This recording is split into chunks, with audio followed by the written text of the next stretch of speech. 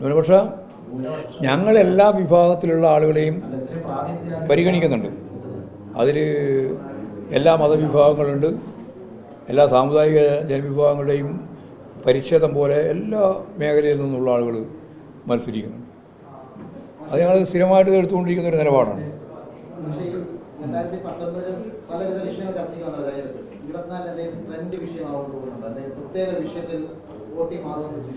ഇപ്രാവശ്യത്തെ ഏറ്റവും പ്രധാനപ്പെട്ട പാർലമെൻറ്റ് തിരഞ്ഞെടുപ്പിൻ്റെ മുദ്രാവാക്യം ഈ ഇന്ത്യ നിലനിൽക്കണോ എന്നുള്ളതാണ്.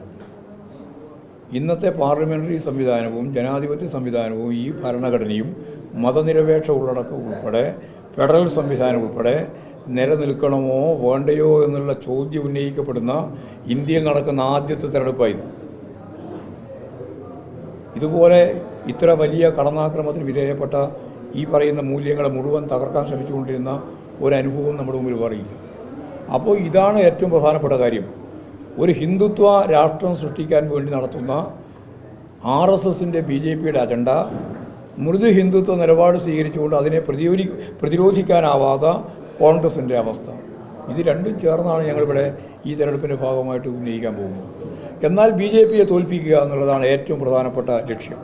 ആ ലക്ഷ്യം നമുക്ക് നേടാനും സാധിക്കണം. ഇല്ല, അത് ഇന്ന് ഈ കേരളത്തിലെ ഏതെങ്കിലും മനുഷ്യൻ രാഹുൽ ഗാന്ധി ഇന്ത്യൻ പ്രധാനമന്ത്രിയാവുമെന്ന് പ്രതീക്ഷിക്കുന്നുണ്ടോ? ആരെങ്കിലും പ്രതീക്ഷിക്കുന്നുണ്ടോ? ഏതെങ്കിലും ഒരു കേരളീയൻ പ്രതീക്ഷിക്കുന്നുണ്ടോ? അന്നത്തെ സ്ഥിതി തികച്ചും വ്യത്യസ്തമായ സാഹചര്യമാണ്. അതൊന്നും ആരും വിശ്വസിക്കുന്നില്ല. പ്രചരണം നടത്താനൊക്കെ ഉദ്ദേശിക്കുന്നില്ല, അതൊന്നും നടക്കാൻ പോകുന്ന കാര്യമല്ല. അത്രയേ ഉള്ളൂ. ഇന്ത്യ മുന്നണി എന്നുള്ള രീതിയിൽ മാത്രമല്ല ഞാൻ കാണുന്നത്, ഇന്ത്യ BJP വിരുദ്ധ ശക്തികൾക്ക് അധികാരത്തിൽ വരാനാവണം. അതാണ് ഞങ്ങൾ കാണുന്നത്. എങ്കിൽ മാത്രമേ ഇന്ത്യ ഉണ്ടാവുള്ളൂ, ഇല്ലെങ്കിൽ ഇന്ത്യ ഉണ്ടാവില്ല. അതിൽ കോൺഗ്രസും ഉണ്ടാവും. അതിനെ കോൺഗ്രസിനെ നിഷേധിക്കുന്ന നിലപാടൊന്നും ഞങ്ങൾ സ്വീകരിക്കേണ്ട കാര്യമില്ല. അത് ആര് പറയുന്നത്? നിങ്ങൾക്ക് പറയാൻ പറ്റുമോ? അങ്ങനെ ആര് പറയുന്ന കാര്യം അത് അവരെന്താ പറയുന്നതാണ്, മനസ്സിലായില്ല. അത് അങ്ങനെ ഒരാളെ പകരം വെക്കും. ഇവിടെ നയാ പ്രശ്നം, രാഷ്ട്രീയ നിലപാടാണ് പ്രശ്നം. വർഗീയതയെ തുടച്ചു നീക്കാൻ സാധിക്കത്തക്ക രീതിയിൽ വർഗീയ ശക്തികൾക്കെതിരായിട്ടുള്ള കടന്നാക്രമണം തന്നെയാണ് നടക്കേണ്ടത്. അതിശക്തിയായ രീതിയിൽ വേണം, എങ്കിലേ ഇന്ത്യ ഉണ്ടാവുള്ളൂ. അപ്പോൾ അതിന് മുമ്പിൽ നിൽക്കാൻ സാധിക്കുന്ന ആരാണോ അവരാണ് കയറി മുമ്പോട്ടേക്ക് വരിക. അതാണ് ഇന്ത്യൻ രാഷ്ട്രീയത്തിൻ്റെ ഇന്നേ വരെയുള്ള പാർലമെൻറ്റ് തെരഞ്ഞെടുപ്പുമായിട്ട് ബന്ധപ്പെട്ട് കോൺഗ്രസേതര ഗവൺമെൻറ് വരുമ്പോഴും BJP ഏതര ഗവൺമെൻറ് വരുമ്പോഴും നമ്മൾ മുന്നോട്ടേക്ക് വെക്കുന്ന കാര്യം അത് തന്നെയാണ്.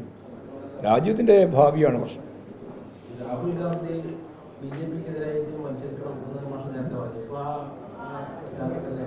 അതൊക്കെ കോൺഗ്രസ് തീരുമാനിക്കേണ്ടതാണ്.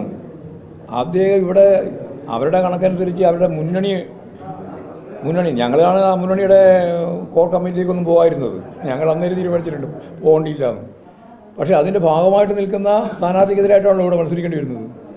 ആ മത്സരിക്കേണ്ടി വരുന്ന സംഘടനാപരമായിട്ടും രാഷ്ട്രീയമായിട്ടും അവരെ സംബന്ധിച്ചിടത്തോളം എന്ത് നിലപാടാണ് അവർ സ്വീകരിക്കുന്നത് ഇതിൻ്റെ ഭാഗമായിട്ട്?